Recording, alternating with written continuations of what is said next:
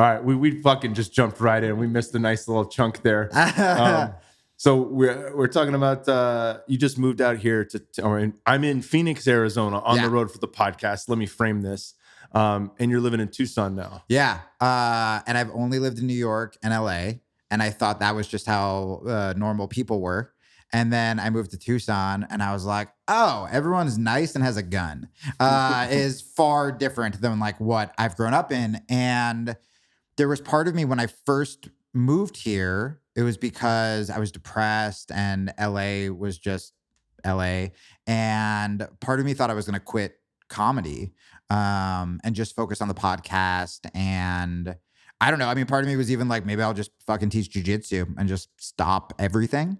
And then I got out here, and being away from the places where you think you have to be funny or you think you have to be hustling, it's made me love comedy more. It's the most I've ever written. I think it's the best stuff I've ever written. And I'm doing stand-up more. And I'm doing it not because, I want to go up at the Comedy Store, maybe Judd Apatow will there, and then he'll cast me as the funny friend. I mean, not that I ever really did that, but I'm going up just because I was like, oh yeah, comedy's a thing I love to do. And when you're doing something just for the love of it, you just fucking do it better. And now I have to pull myself back though, because now that I'm doing it better, I'm really excited, and I have to catch myself that I don't go back into that like business hustle carny mode where I start, caring more about what I'm going to get. And I have to maintain this sort of like, I am doing comedy because I like comedy. I mean, I assume it's like doing jiu-jitsu when you're not getting ready for a fight. You're like, oh yeah, this shit's fun. You're not like hitting the mat every time you tap. Like, damn it. It's just like you're jumping around and like fucking around with stuff, Yeah. I mean, I was just thinking of fighting when you were talking about that. There were times in my career where when I got to the UFC, like when I was first in it, I lost my way into the UFC. Right. And then it was like, fuck it, I can only go up from here. Yeah. And so I just wanted to learn, and I had time to learn, and I was training with some of the best guys, and I really just focused on it like that. The second I had a win streak in a couple fight of the nights, there was all this fucking pressure to climb the ladder, and I was focused on the next thing. And after I beat him, then I take on him and all this shit. And it was so far out in front of me. I'm so glad you brought that up, because I've been thinking about this a ton.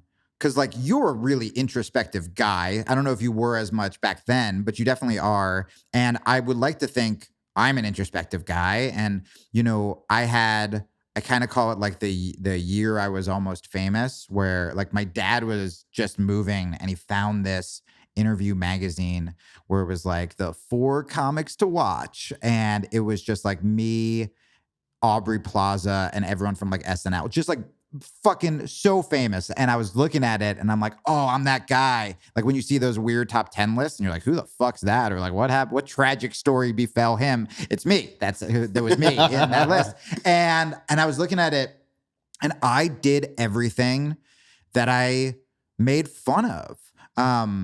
Where I was, not yelling, like I've never been like mean, but I was just like writing managers and agents in a panic. Like, why aren't we getting this? Like, this guy has a special. Why isn't, the guy who discovered me and Kumail at the same time. And there was like a brief period where like I was getting the things he wasn't. And then I just became a maniac. And it was strictly because of fear. It was, I've worked so hard to get here. I dropped out of high school to do comedy. I lived out of my car. And then I finally got it.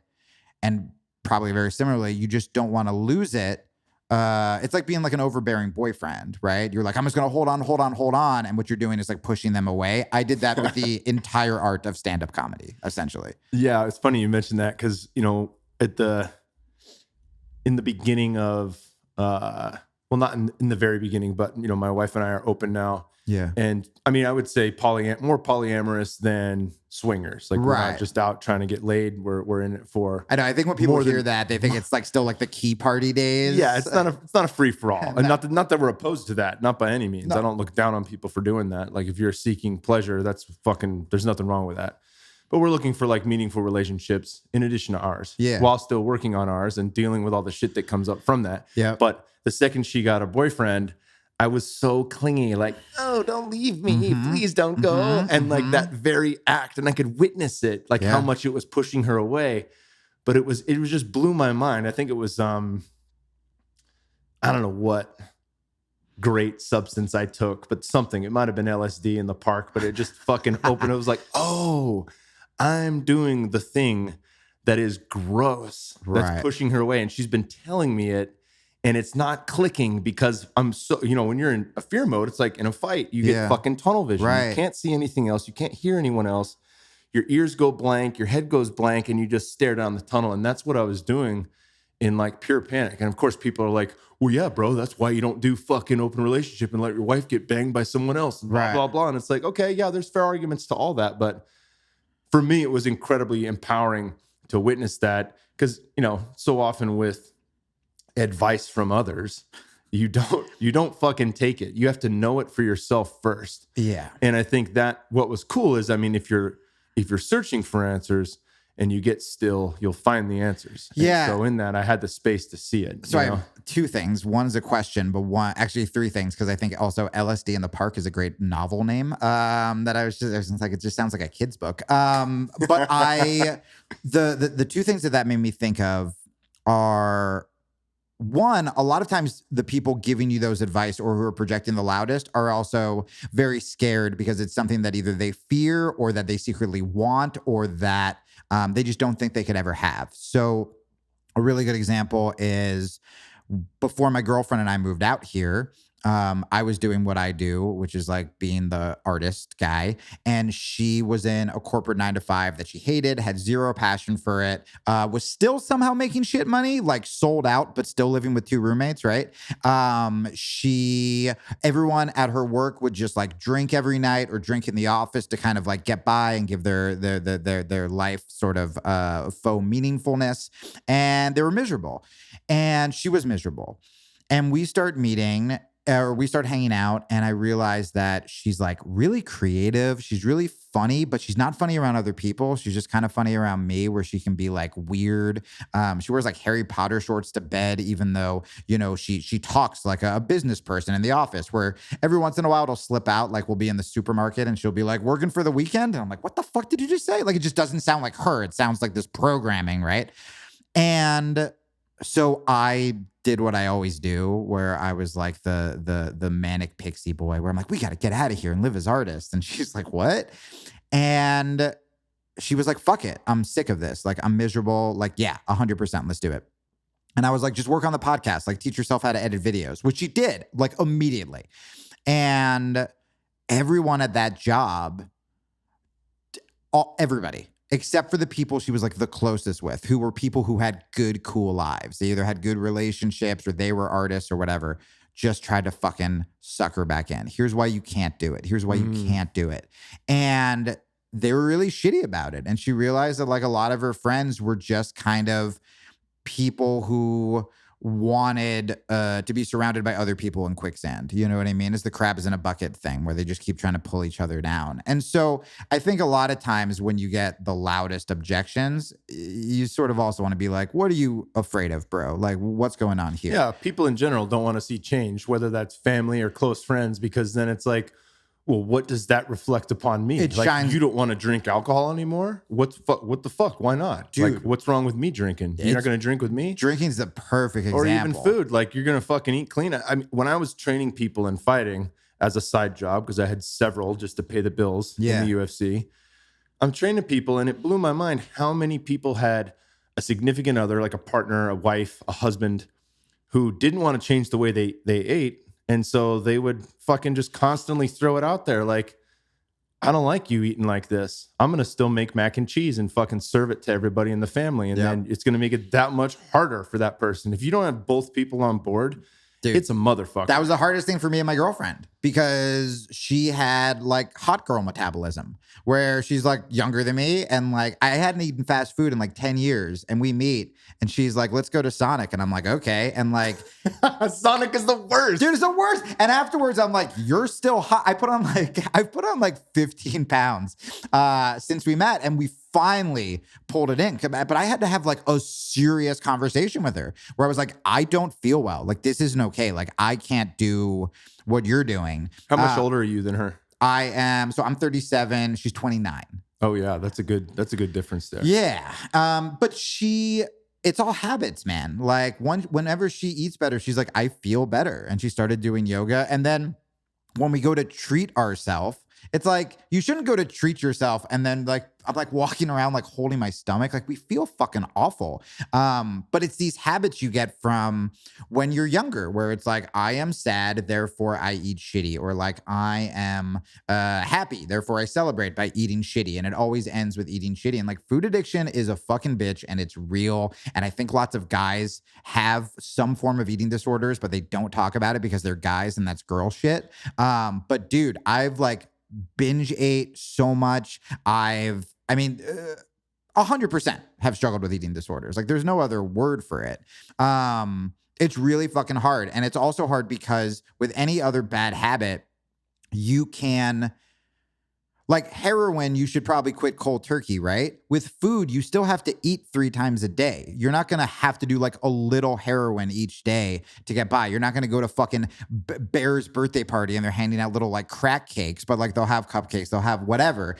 And that shit's hard. It's everywhere. Billboards. Whenever I'm eating healthy, I thought I like wasn't susceptible to advertising, but like I'm on the road. I'm driving to LA today, and like I will keep seeing billboards for McDonald's at every exit, and it will be tempting, even though I know it'll make me feel horrible. We were at Ryan and I were at the psychiatry office yesterday here in town. I think down in Chandler by the Chandler Mall. Yeah, and the guy's fantastic. So Dr. Patino, he's been doing psychiatry for 30 years. He's into all new treatments like ketamine and TMS and a lot of cool shit. And just a fantastic guy. We ran through the gauntlet of brain tests, and turns out I'm a genius, but that's a different episode. Congrats. So that's good news. But a genius episode with a fucking stand-up comedian. In the lobby, they got Food Network on, and I've been mostly carnivore. Yeah. I'm going to interview Dr. Paul Saladino coming up here, and I'm doing really well on it. When I went straight carnivore, I started getting rashes and shit like that. So now I'll still eat, a salad or 2 a week. And if I have fucking onions on my burger, I don't fret. Like I don't think I'm going to die from it. I know they're good for me, and I do fine with that, but I do much better eating higher quality and more amounts of good meat. Sure. And so I've been feeling great doing that. And then I'm watching this show, and it's in the fucking lobby. And of course everywhere you go, you're surrounded by fat people. And this isn't fat shaming. It's not me saying like anything bad about that. It's just the current state of affairs. And I'm watching the screen, and I'm like, fuck, man, I'm in AZ. There's some really good shitty food spots to eat. Maybe I should take Ryan to one. And I'm like, hell no, I feel so fucking good right now. Why would I fucking throw that out the window? But it is everywhere. Like you are surrounded by that. And then, and the cravings are real. And everyone is doing it. It's like if everyone was addicted to like some horrible drug, or if everyone was an alcoholic, like, and also a lot of people don't understand. They don't understand why you can't just have, like for me, like I can't just have a little cake, or I can't just have a little pizza. Like just do one bump of Coke. Yeah, exactly. And suddenly I'm just doing it off of like dudes' cocks. Like that's what I am with pizza, essentially. Where like I remember there was a phase where I was like totally sober. Oh my God. And it was like right when I was trying to go vegan. I was probably like 23, 24, and I was on the road doing shows. And dude, I wasn't like tempted by girls. I wasn't tempted by drugs, by alcohol. But like my girlfriend at the time would call me and be like, are you eating pizza? And I would just be like shamefully like hiding like stuffed crust boxes like under the bed. Like, you don't know me. Like it would have been the saddest like true Hollywood story. Just me like naked in a bathtub with pizza boxes. It was fucking terrible, man. But I mean, I think that's the main reason I don't drink. Like I have alcoholism in my family, but I don't think I'm an alcoholic. It's when I drink and when I smoke weed, I go to food and I make really bad food choices. And I don't even wake up hungover. I wake up just like my stomach like hurts because I will just binge eat, and I will use that as an excuse. But there's something, and this is actually what I was we can talk about food, but just to go back to what you were saying about the relationships, it's like our mind's always testing us, where there's always some bad habit we're fighting. So when you were talking about those guys who were giving you shit about being in an open relationship, a lot of them are struggling like what I'm struggling right now with, and this is insane, and I've never done this before, is it's infinitely worse than what you're going through, which is my girlfriend would never fucking has never cheated on a boyfriend. Like her record is fucking spotless compared to like my like slutty road days. And I'm starting to like, it's almost like because there's nothing to worry about. Like I don't get jealous. I'm not like, who you fucking talking to? I don't check phone. I've never done that shit. But we were like one day like swapping like road stories or whatever. And just like hearing about the stuff from her past with people she doesn't talk to. I have let that haunt my brain. And it's almost because things are so good, like they're so level that something in my body or my mind is trying to cause problems when they're not there. And there's actually like a term for it because I Googled it because I was so pissed at myself, called like retroactive jealousy. So I think that, again, for people who are giving you shit, we all have it in us, and I think we're all ashamed of it. And it sounds like what you're just trying to do is like take it on and like confront it. But man, like we're doing relationships wrong. I don't know if poly is the answer. I don't know if monogamy is the answer, but something is fucking broken, and we're all kind of psychos when it comes to love and when it comes to relationships. And I can't figure out what that comes from. It could just, for me, it could just be a Jaime thing. And I think it's relatable. And it's just, I grew up with a dysfunctional childhood, and like my first girlfriend cheated on me, and there's all this past shit that right now things are really good and healthy. And so I'm trying to create something that's not there. But man, in a perfect world, open relationships make so much sense. And I wish I could do it. But I'm like, God, if I'm being a lunatic with some dude she fucked a year ago, I was like, I don't know how well I would do like having him in my home, you know? But like, I want, like, I admire the fuck out of it. And like, I just wish we could have the conversations like this without people getting so defensive. And I feel like, again, the reason they get defensive about drugs or food or relationships or sex is just because they're fucking scared, and we don't have these conversations, and we're either raised ignorant or we're raised with shame, and then people just don't want to talk about it. Yeah. I mean, there's so much to unpack in that. I think, fuck, there's at least three things here that I want to unpack. Yeah. One is that there's a lot of dudes. First, let me just say it, and I say this anytime I talk about open, I don't believe that there is one right way to do relationships. I don't think that poly is better than monogamy. In 10 years, we could be back to monogamous. You know, Duncan Trussell was open for a little while, and then now that they just had their kid, they're back to monogamous. And I think it's fine. I didn't know he had a kid. I think it's better to just to flow, you know, with life. And if you're this for a little while, it doesn't make you like on the bandwagon. Dude, I'm going to beat the drum. We love labels and we love tribes so much. It just makes us feel safe. But it's exactly right. But this other point that you had around like the triggers that come up just from hearing about past relationships, it blows, it blows my fucking mind how many people I know that are married and they don't want, it's almost like they wish their wife was a virgin. And it's like, dude, it's like ISIS shit. Understand your wife is good in bed because of all the dudes who taught her how to suck dick and fuck before you. Like, have appreciation for that. What if I just started crying?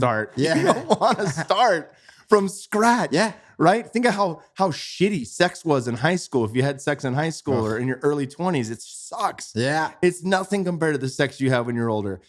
There's I think Aubrey just did one of the AMP books on the fifth sacred thing, which is a fucking great book. We'll link to that podcast in the show notes. But one of the quotes he reads from the book is, it's a blessing where this woman who, and I won't give the whole thing, I'll let you guys get into it yourself, but it's a poem that blesses all the waters that contribute to your river of love. And each stream that goes in is somebody you've been with before me, somebody that you've been with before I showed up in your life. And it's, Giles threw it up. Let's play it. Can we get that on the mic, or is it too far away? Might be too far away. All right, pause that shit. So yeah, we'll link to that in the show notes. Anyways, it's one of my favorite books, and it's probably one of the better parts of that book. And the book isn't about any one thing in particular. It's set. There we go. You got it muted. All right, under control. It's set somewhere in the near future, and it's just a phenomenal book. But it's a reframing of how we think of that stuff. Because I mean, there's dudes who do not want to be. I mean, if a woman says, slow down while you're eating her out, Yeah. and you take offense to that, You're a lunatic. But so many dudes do, because it's like, what, you don't like the way that I do it? And it's like, whoa. Hold on. Let's be a student. Yeah. Let's be a student first. You know, like, and if you listen and learn and you go, everyone wants it differently. Yeah. Period. I want it differently. If I'm getting a blowjob, like, I don't want it the same each fucking time. Right. I want it differently. So if I can give cues as to the way I want it in that moment, and there's receptivity on the other side, how much better is the experience? Also, shouldn't you want the person to feel good, even selfishly? You should want the person. I'm like working on this bit right now. It's not done, but about how if girls want to come a lot, they should date a sad, needy guy, because like I have such a hole in my heart that I will not stop going down on them until they come, because I have to like fill it with validation. Where if they're like, oh, I usually don't come from oral, I'm like, well, I guess I fucking die down here then. Like, why wouldn't you want it to feel good? And I think, yeah, again, it's that jealousy. I also think something I've been like kind of fucking with in my head. I also think that we create these problems because we want an excuse.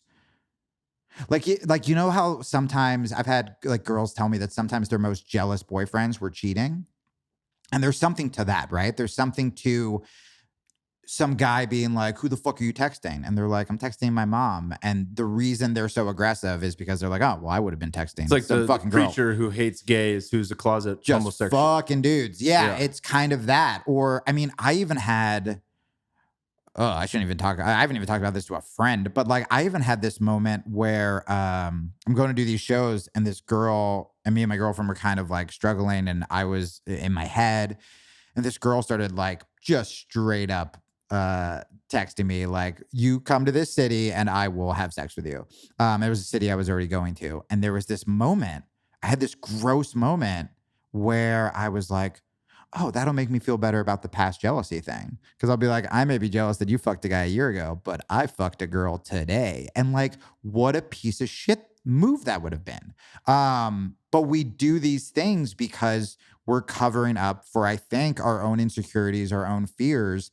And so instead of talking about it or doing the hard work, we're just kind of like pieces of shit to each other, hoping that it'll all cancel out, you know? And I think that's garbage.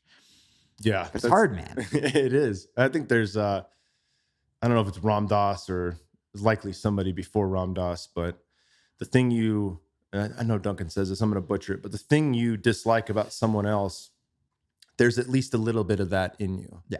So if you don't like Trump's ridiculous ego, part of that resonates with a part of you, you know, or you at least had some of that growing up. Like there's some issue there, right? And I think that's a hard one to, I mean, that's a tough pill to swallow, especially with somebody like Trump, if you're, you know, adamant against everything he stands for. But at the same time, like if you see like Rogan talks about that, like seeing children in adults, like everyone who grew up is still a kid at some point, right? Yeah. And we know this now from behavioral psychology and a lot of other things. Like if you had a trauma happen at a certain age, the development slows after that. It doesn't mean you're fucking a 12-year-old at 46, but there's a lot of people where you're like, you got some fucking quirks like a little kid does. Yeah, man. No different, right? Yeah. And I think recognizing that in people and recognizing it in yourself at least gives you a little bit more compassion around like someone else's behavior, like an understanding of what's going on. I legitimately think that one of the keys to being a decent person is just calling yourself out on your own bullshit. And that seems to me like the easiest thing because I've been really self-hating before. So I'm like, I just did a low-key version of that. You know, it wasn't introspection. It was just me being like, you're a piece of shit, Jaime, or whatever. But when you can call yourself out and when your goal is just to be better instead of being the guy who's like, you don't like how I eat pussy. When your goal is, I'm going to eat pussy a little better every day. It makes a huge difference because like we're all fucked up. And once you realize you're fucked up, it's like, don't you want to change those things? But people do this thing sometimes where they will almost take like too much ownership over their flaws. Like you get the guy who's like, I'm just the dude who fucking gets drunk and passes out, or like, I'm just like the girl who fucking cheats, and it's a defense mechanism. It's, if I own it, it's what I do with comedy. If I can make a joke about being a piece of shit, then it's cool because everyone's laughing about it and they're laughing about it to feel better. I mean, that's why your podcast and so many like tangential Rogan people really helped me, because for a long time when I was in super progressive lefty, if you listen to a man, you're part of the problem world, I didn't really have a lot of male role models. And when I started to listen to guys who were being vulnerable or talking about masculinity in a way that wasn't demonizing it or talking about health or fitness or whatever, it really helped my life, man. And there's a lot of people, I think, that would rather just kind of live in their bubble. And especially with comedy, a lot of times the people who make it are people who get on stage and they talk about being a fuck up. And then the audience goes, that makes me feel better about my fuck up life. Where there have been times where I've wanted to quit drinking, or there have been times where I wanted to stop jiu-jitsu. And even though I'm 37, I would sound like a 16-year-old under peer pressure. I would tell myself that, well, this is how you get funny, or this is how you become a good comic. You can't do a bunch of burpees and be funny. Like, you know what I mean? That's for like the jocks who like kicked our ass. And it's been this battle. It's been this constant battle. And, you know, I was really good friends with Robin Williams, and I know a bunch of comics who are alcoholics and who are depressed.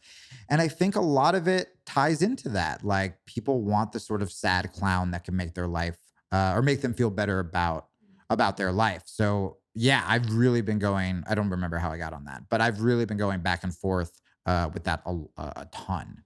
Yeah, I wonder that too. And this is definitely through the lens of comedy, and it applies in other areas. But I wonder how, I think there's some application there to fighting as well. But I wonder if there's like a contrast in working on yourself to get, and this is by no means, I'm not trying to paint a broad brush over comedy in general, but I wonder, because so many great comedians are haunted in a way, Yeah. right?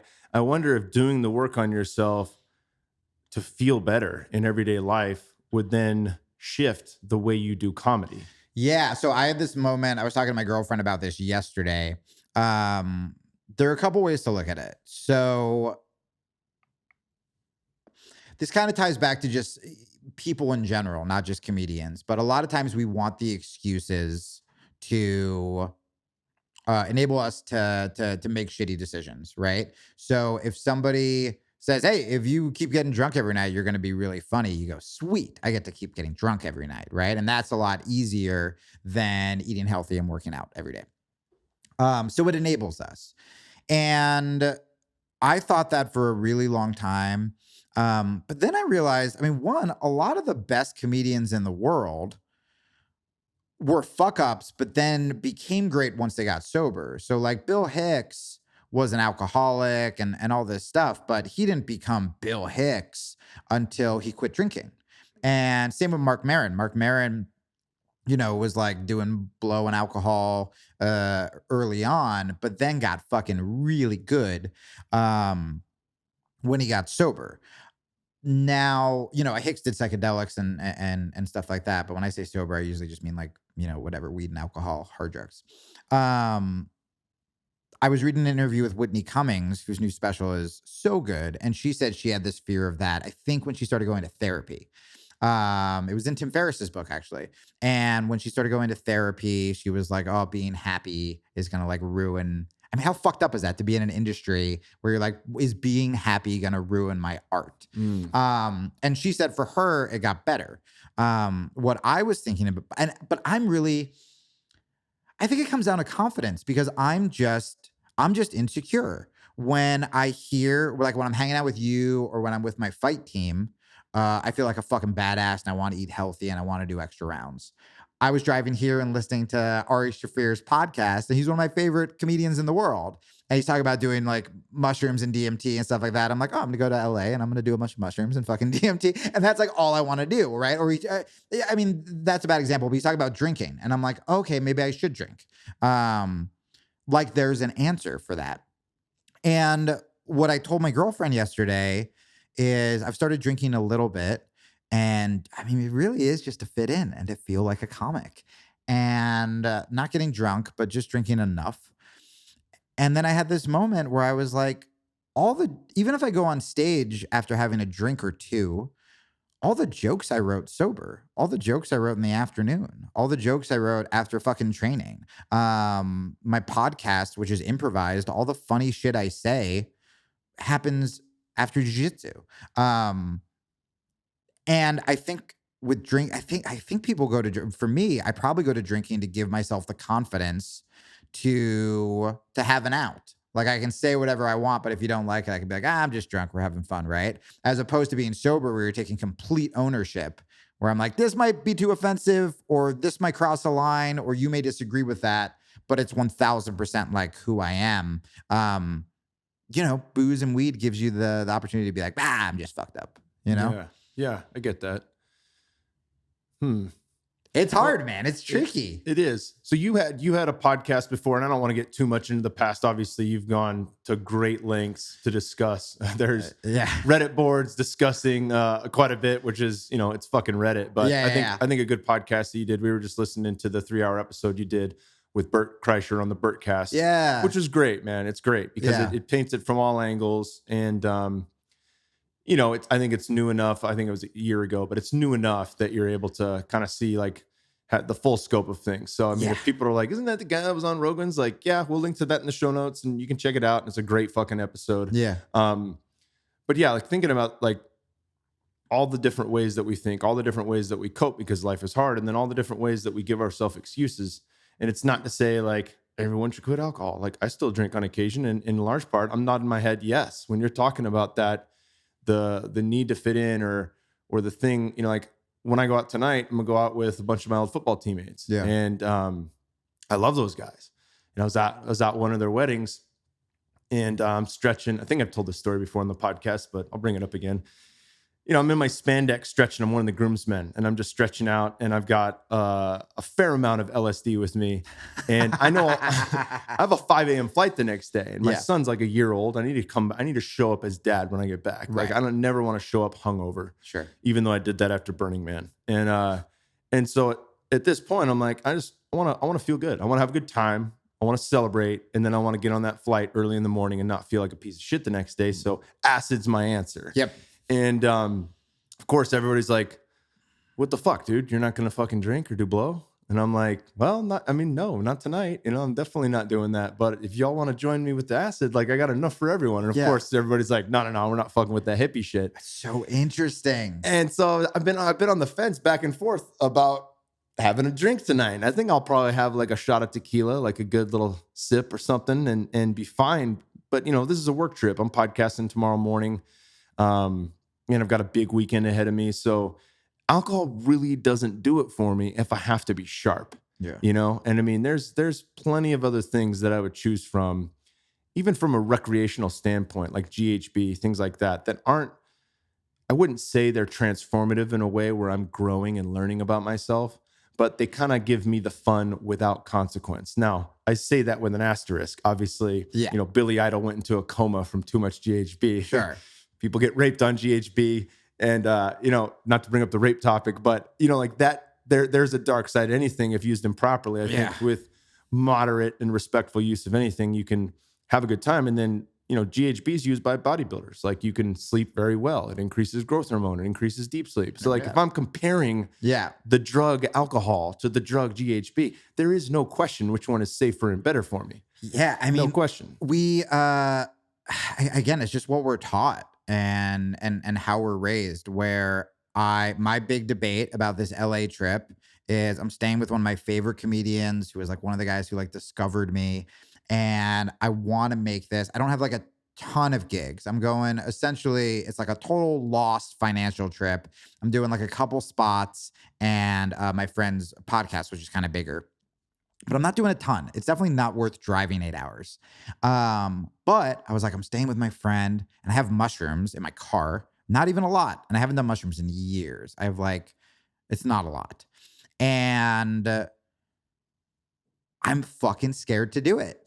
And every time I've done mushrooms, never had a bad trip in my life. And I'm scared to do it. And instead I'm like, maybe I'll just drink every night.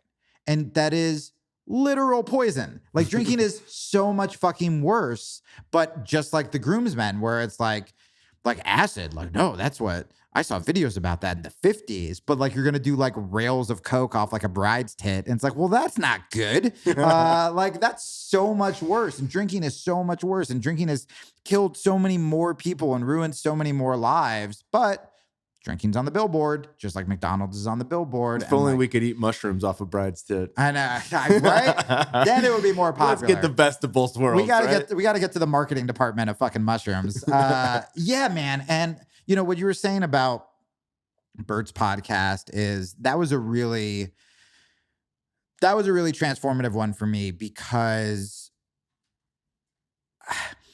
I still have this moment, you know, a lot of people, I think, want me to, how do I phrase this? So if I wanted to be like the liberal guy who got fucked over by the left and, you know, now is conservative, and like my whole Twitter is just like making fun of feminists, and I wrote a book called like Why I Left the Left and the Right is Right, I would be a bazillionaire. I would have so much fucking money. I would be miserable. I would be a sellout. I'd be a piece of shit, and I probably wouldn't sustain itself. And then you could do the follow-up 10 years later on how you left the right after leaving the left. Now I'm a centrist. That's how I make my fucking living forever until I blow my brains out on CNN.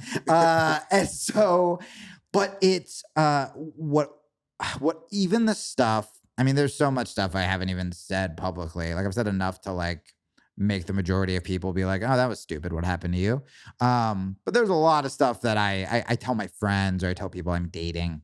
But I had this moment when it all happened where I was like, well, I can either be vindictive and bitter and, you know, I mean, the first option was killing myself. This is a bitter vindictive was the second option.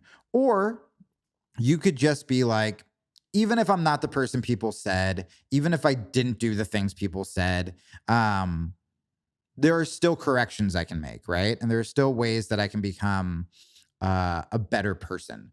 And that's kind of my only goal now, is to do that. That's why if I have a problem as little as I got jealous hearing my very sweet girlfriend tell me some story about like some ex or something, that's enough for me to have a conversation and tell her like, hey, I'm not correct here. I'm being wrong and I want to fix it. As opposed to, I think, my old self who just held everything in, assumed everything was my fault, assumed I was fucking up, and then, you know, eventually just cave and go out and cheat or do something shitty like that. I'm just trying to learn from the mistakes. And it's not that fucking hard. Well, I think the main thing that you've brought up here is the fact that you take ownership. You know, I mean, I'm not I wouldn't say I'm like the biggest Jocko Willink fan. I'm certainly a fan, and I love his kids' books. I'm reading one now to Bear. That's awesome. I haven't seen his kids' books. It's awesome, dude. From Wimpy to Warrior, and it's such a good book. I mean, there's lessons in it for me. There's lessons in it for plenty of adults. But I've read Extreme Ownership, and I want to get Discipline Equals Freedom. All these things tie back to taking ownership of every single thing that happens in your life. Dude. And that's like that is your fucking foundation to building off of. Because if it's someone else that's causing you misery, or if it's something else that screwed you in life or took away your chance or your one shot was ruined, like that's the narrative you fucking live by. It locks you into that ideal, and there's no way out from that, because if I paint the picture of helplessness, that is exactly what I embody going forward. Totally. And not only does that affect you, and does that make you feel like a fucking wimpy dork who can't fix anything, but it also, to me, isn't it more powerful to realize that you have the opportunity to change it? If you're just blaming other people, right? If I'm just blaming my ex-wife, if I'm just blaming like someone who made up some bullshit about me, I can't really change that. There's nothing I can do.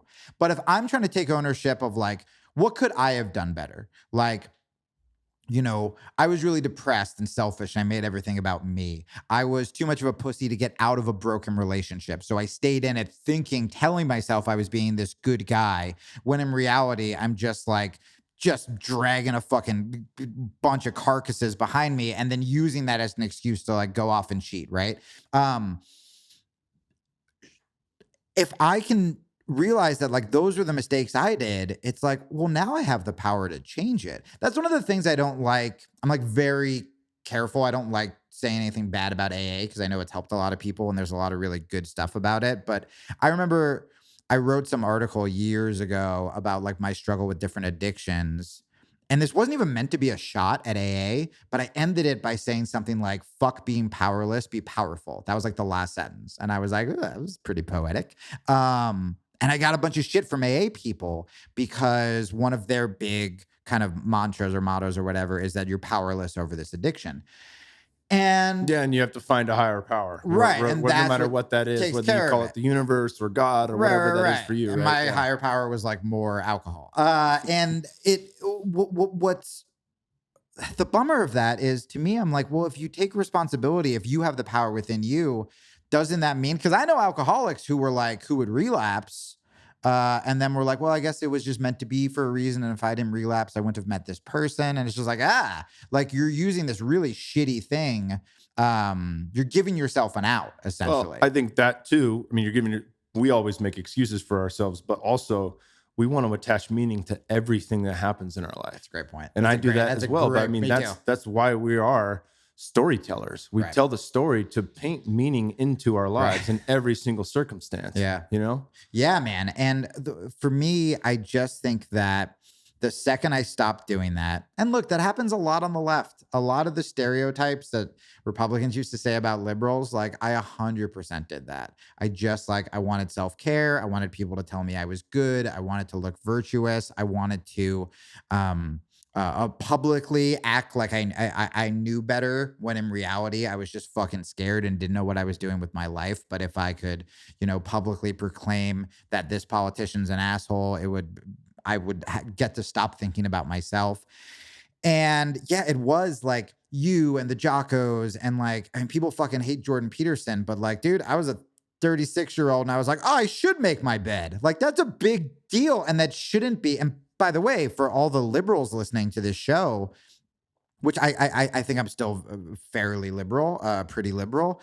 I think that when you demonize masculinity so much, all these young men, they're going to go in the extreme opposite direction, because the only thing that saved me was being heavy into jiu-jitsu, where I was just around a bunch of apolitical, oddly enough, more diverse than my liberal friends, athletes. And it was the first time I had male role models being like, get the fuck up. Like, stop being a pussy. And I was like, you can't say the word pussy. And like, but you know what I mean?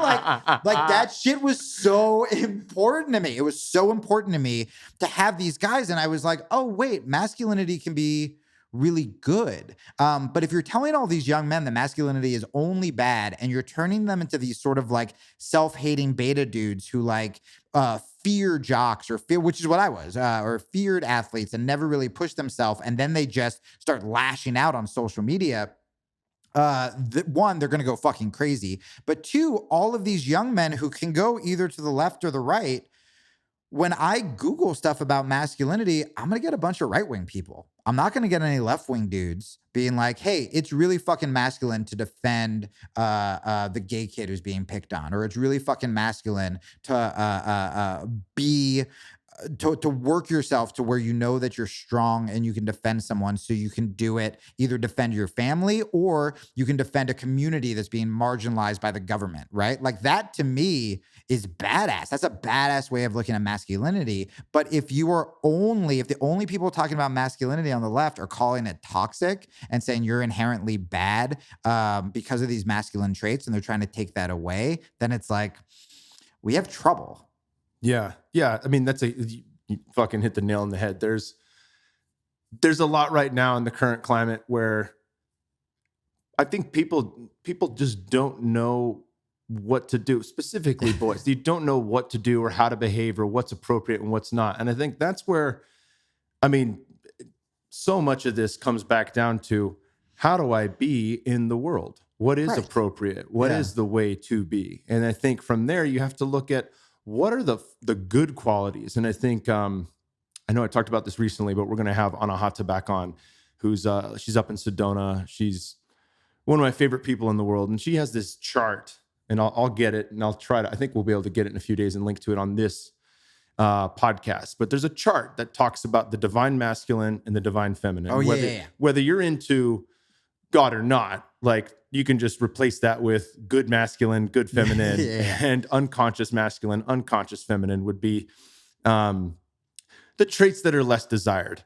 And for that matter, one thing that she brings up is every good human, every person who's living the way they should be living. And I know Ted Decker's big on stop shooting on yourself, don't should this or should that. But to be complete, we all embody both sides of the spectrum. Yeah. You know what I'm saying? Like there are qualities of both. We want both. It's not that one's right or wrong. Now, unconscious masculine, unconscious feminine, there's plenty of dudes. You could argue that social justice warriors contain a lot of the unconscious feminine, like gossipy, bitchy, talking shit about people, right? And then and the women, of course, will be like the 20% that are listening to the show will say like, why is that unconscious feminine? It's like, listen, I got this chart from a woman. She can explain it better than I can. But when we link to it in the show notes and you look at that, you see opposite of the unconscious is the conscious. It's the divine version.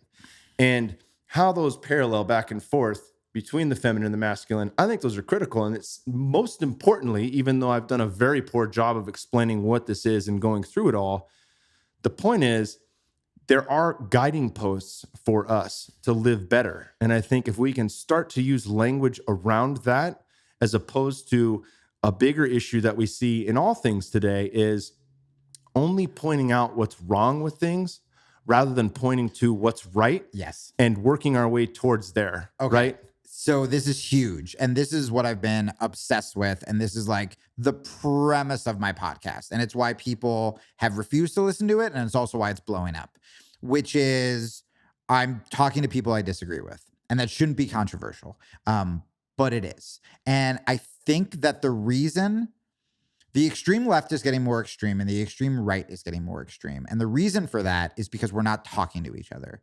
And we're getting fucking defensive, right? So, for example, I have a bunch of conservative friends for the first time in my life, and a lot of them are public, and they're well-known. And I follow them on Twitter. And let's take guns, for example, right? Because everyone's talking about that right now. I used to literally assume that whenever there was a mass shooting, gun owners and conservatives didn't give a fuck, weren't looking for solution, just needed to protect their guns so they could go in the back and fucking shoot hay instead of learning how to like eat their girlfriend outright, right? And I was just like, fuck these little dick pussies.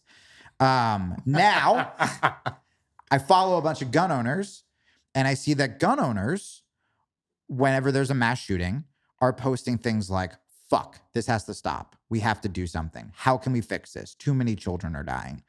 And your conservative listeners are going to fucking kill me. But like, I was legitimately surprised at that because that's the kind of bubble I was in. And in fact, now I'm realizing if I was a gun owner, I would be even more outraged. It would be like if there was like a murderer just using jiu-jitsu to kill people, me and you would be like, we got to fucking stop that guy. It's making jiu-jitsu look terrible, right? Yeah.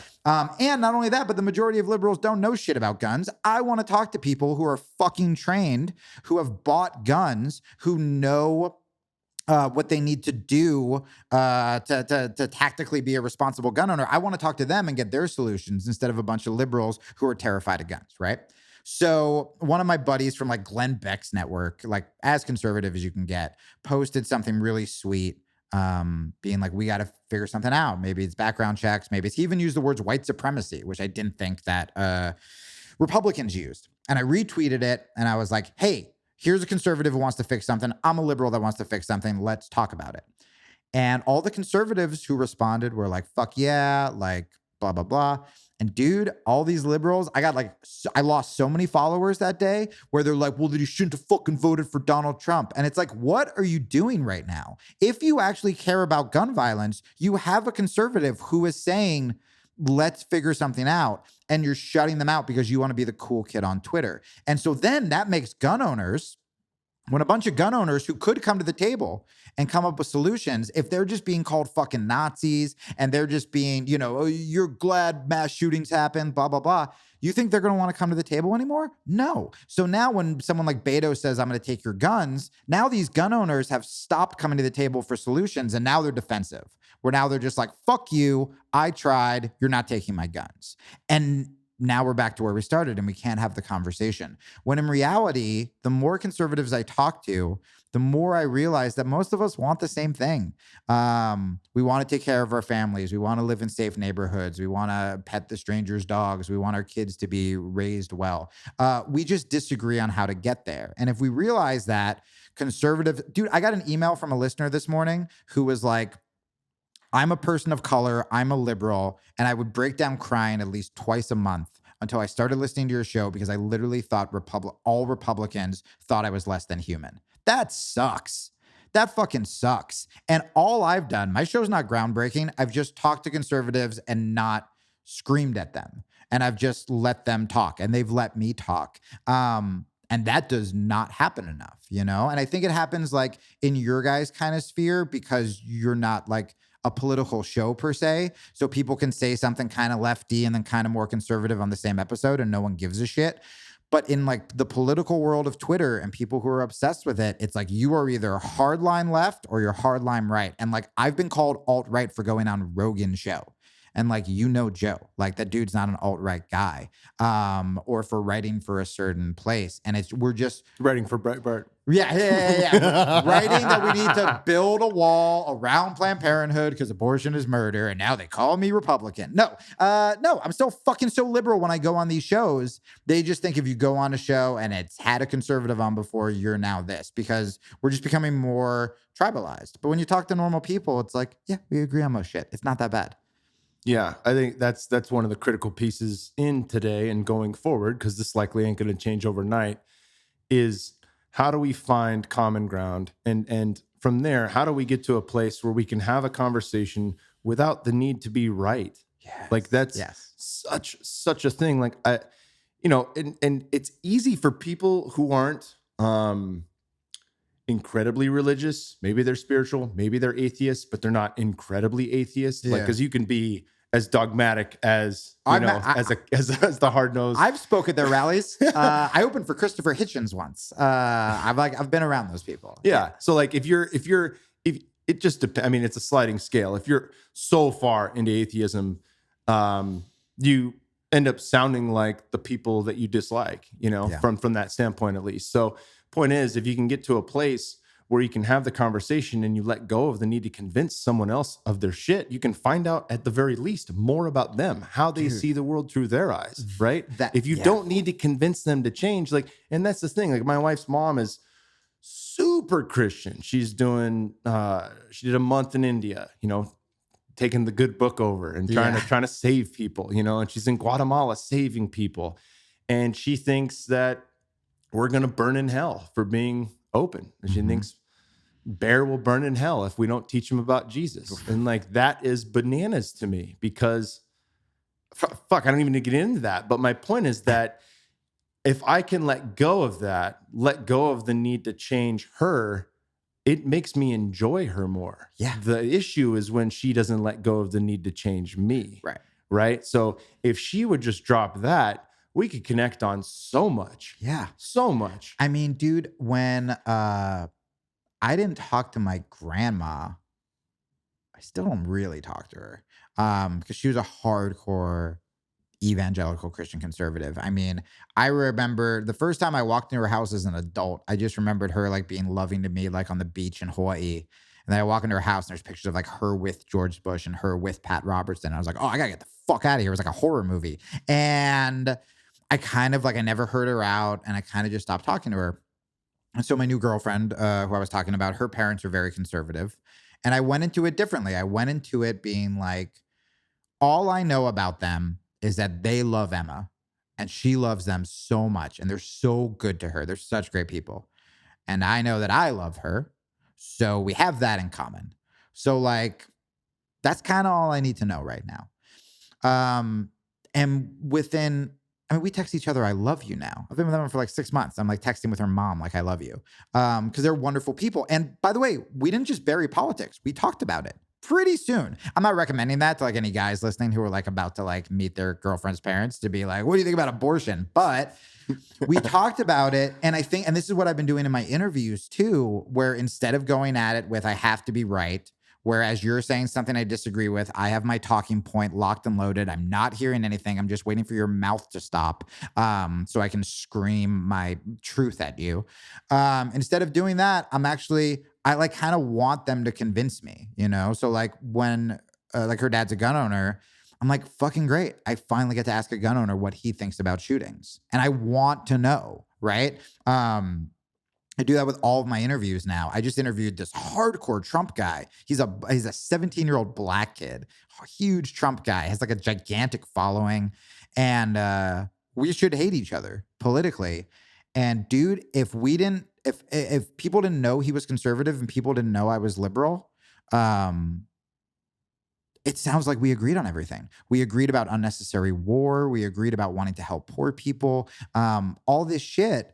We just have different ways to go about it. But if you start from there, and it's like if decent people from the right want to talk to decent people from the left, it's like, fuck yes, you can come up with solutions. I now know that for a fact. But we have such ego and we're in our little bubble and we want our likes and we want our retweets. And whenever you tweet about something that you enjoyed, it gets like 3 sad faves. But when you're fucking cursing out Trump or whatever, it'll blow the fuck up and make your Twitter big. And that's how you get a TV special now, is however many followers you have. And, you know, we are making it, especially in entertainment, sort of impossible to just be normal and just be decent, you know? That's why I was so excited to do this show, is because I feel like there's these shows kind of tangential to entertainment, to comedy, that can still be entertaining, obviously, but are kind of like, hey, let's talk to a bunch of different people and figure out how to be better.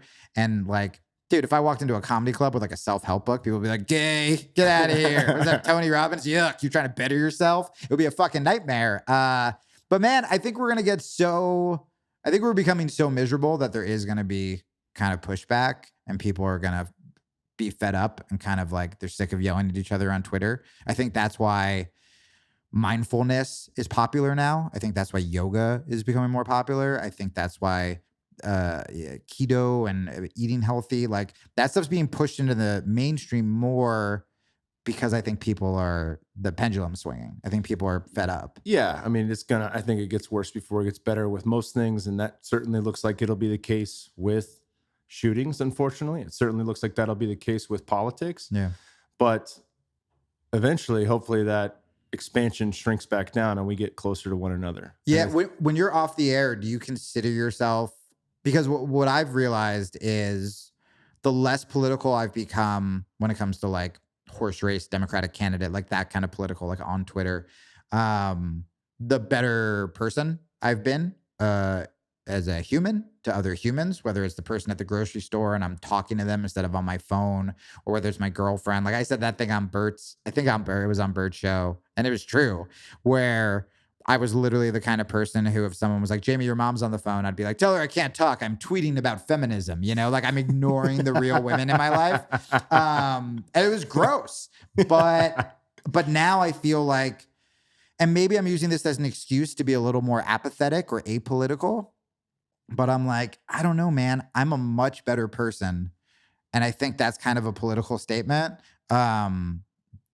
Maybe I'm not screaming about Trump on Twitter all day, but we don't need more of that. I think we just need more decent people. And so I was going to ask you, do you consider yourself political off air, or are you kind of like in that sort of same boat where you're like, I'm just going to try to be nice and listen to people? Yeah, I mean, and so similar to what you were talking about with conservative, I don't have any high profile conservative friends. I mean, I have some Twitter buddies that I would say are high profile. Yeah. But you know, it's funny because like people that I grew up with that I've known since I was 12 years old back in the Bay Area, we all went to ASU together, and then they all moved back to Cali, and now I live out in Texas. It's about split 50-50 between Democrat and Republican. And the Republicans, I think, because the Republicans in California are a little bit more hard-nosed. Right. But when I listen to them, I not only whether I agree with them or not, I can at least see where they're coming from. Yeah. And I think the more I've practiced that, because I live in a weird fucking spot, you know, like Austin, they keep Austin weird bumper stickers. And I have a lot of family from the Pacific Northwest. Keep Portland weird as a thing. Yeah. Portland is a fucking weird town. Yeah. Period. It's a dope town. Yep. P-Town's awesome, but it's truly weird. Austin is weird for Texas. Well, it's not a weird town. Both of those places are where everyone with Republican parents in Texas and Oregon just escaped to.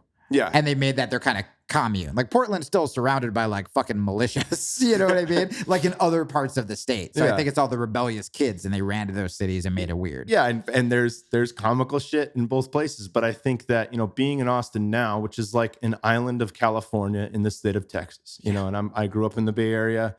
But there is that, like I walk, there is that same contrast of, there are both sides here. It's not like an amalgamation, but I do feel like, people in Austin, first thing I noticed when I moved there for working at Onnit was I saw all these signs that said Black Lives Matter, love is love in a rainbow color. Yeah. It's my choice for women's rights, and it just went down the list, but it covered like every liberal hashtag you see online. And I just blew my mind seeing all these signs and all the Beto signs. And I was like, oh, okay, this is damn sure a liberal town. But I think we see that in a lot of the big university towns, right? I heard Madison, Wisconsin's the same way. And I know Jordan Peterson talks about that as well. But, you don't hear a lot about anti-guns in Austin. It's almost like that one thing slips through the cracks. That's interesting. Of the liberal debate because Texas is down. And, it's funny that Beto talks about that, taking guns, because he's like, hey, you're not going to, nobody's going to sell those guns back. Right. B, you're not going to fucking take them. Texas would exit from the United States beforehand. And it's funny because I remember hearing that before I lived there and I was like, yeah, sure you will. And then I live in town. I'm like, oh, these fucking guys. Yeah. There's no doubt. And that's one of the cooler things about Texas is that it feels like even with the difference in agreements that Texans have each other's back. For the most part. And that's like a cool feeling. And I think like the more we could spread that, it's not, obviously that's kind of statewide, but if you think about that, like there are things that we should appreciate more of. And I think that's part of the issue with the extreme left is the idea that everything's fucked, everything's broken, and here are the reasons why, right? Toxic masculinity, patriarchy, you fucking name it. You can, even if that was correct, you paint the picture of why it's broken, why it's wrong. You have to start to talk about what makes it right. And you also have to have it. This goes for us as individuals too.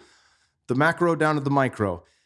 I can say all the things that I don't like about my life, all the things that are going wrong, but unless I focus on what's good and what I have gratitude for and what I'm content with and what I enjoy in life, I'm looking through the lens of fear and anger instead of looking through the lens of love, happiness, and gratitude. Yeah, and it's addict mentality. It's addict mentality on a larger scale, where if everything is fucked and everything is bad, then what's the point of getting better? You know what I mean? Like, so many addicts will tell themselves that, well, my life's shit, so I might as well drink or I might as well be drunk or whatever. And we're just doing that. Like everything that we're doing on social media right now, it's like the opposite of how to get healthy, right? So like one of the things that people, and you've talked about this, but like just being positive or visualization or looking for positive things or whatever, or for an athlete, like picturing yourself winning. We do the opposite of that every day on Twitter, where we look at Twitter and we're looking for people who fucked up, and we're looking, and even if they didn't fuck up now,